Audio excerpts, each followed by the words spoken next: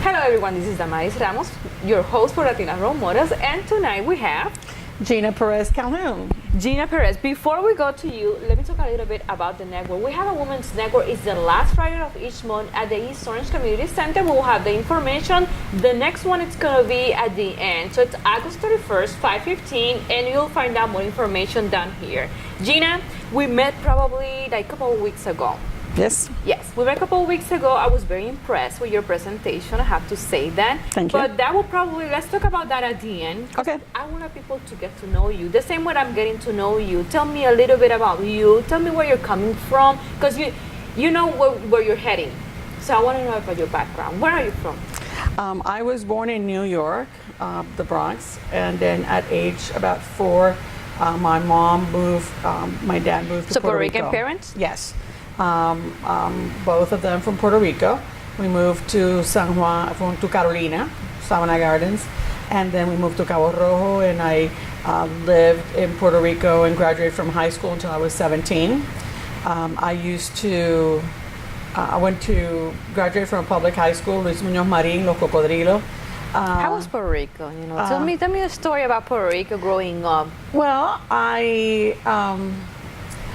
dad had us when he was older. We were like the last marriage, and my mom was the survivor. Both your mom and your dad were older, or your No, dad? my dad had 21 years on my mom. Get out Like of here. my dad left. My dad finished his Second World War. My mom was being born.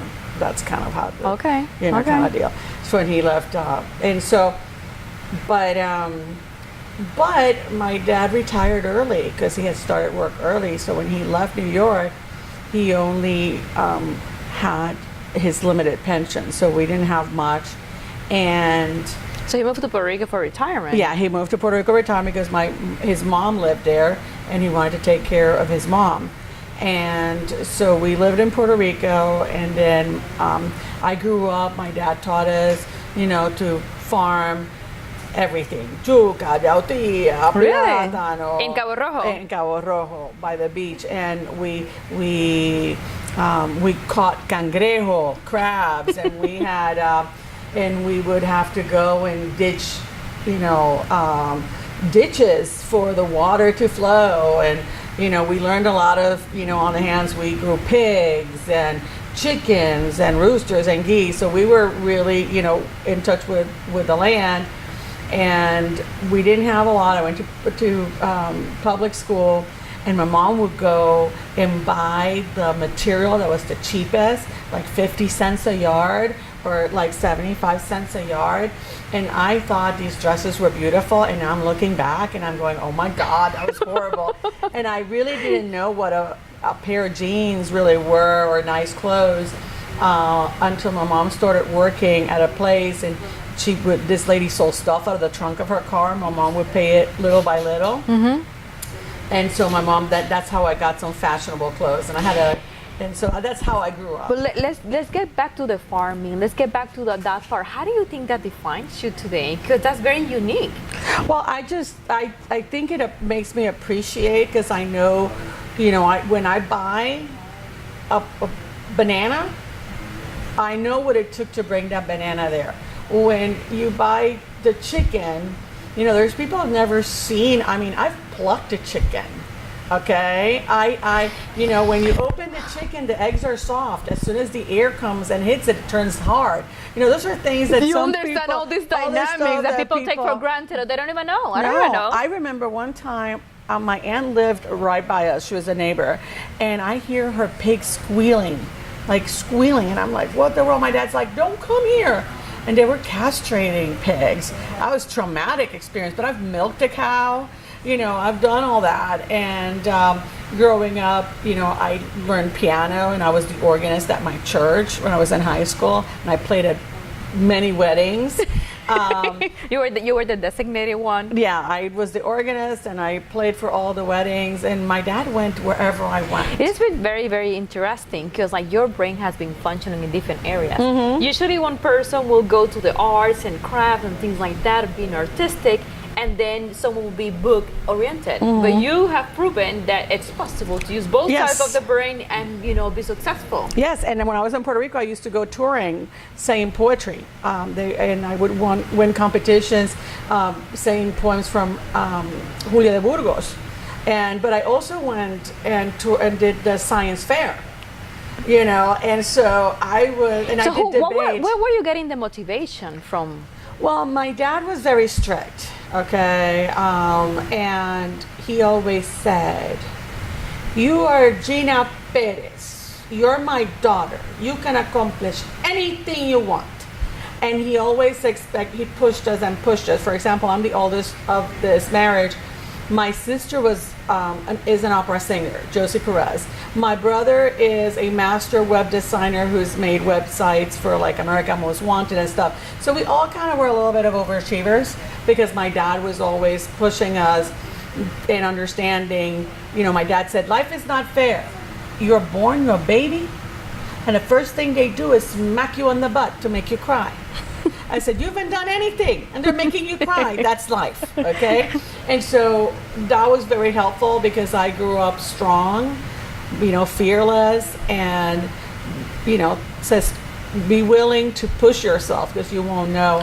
And it's very, you can get. nice about you that you have experienced different lives, different terms. So tell me about your education.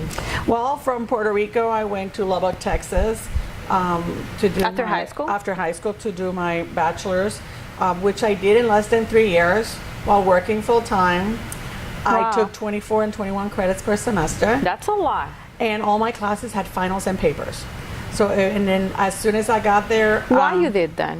because I knew I wanted to go to law school. I didn't see college as, I'm gonna have fun, I'm gonna experience- socialize. No, I knew that I was gonna go to law school, so college was one more step in where I wanted to be. Very And- goal oriented. And so I studied political science and Russian studies, took 3 years of Russian history.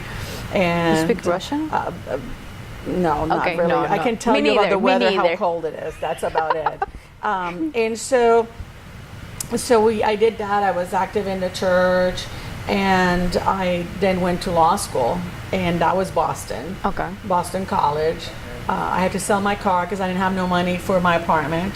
So I sold my little car that my dad had helped me purchase, and went to Boston College and got my law degree from Boston. So still having a part-time and working. They don't let you work at the first year of law school because it's so So how you did it? intensive. Well, I had a scholarship and you had student loans, and that's how you did it. And in the second year I worked because even that wasn't enough. I lived out of sardines and spaghetti boxes.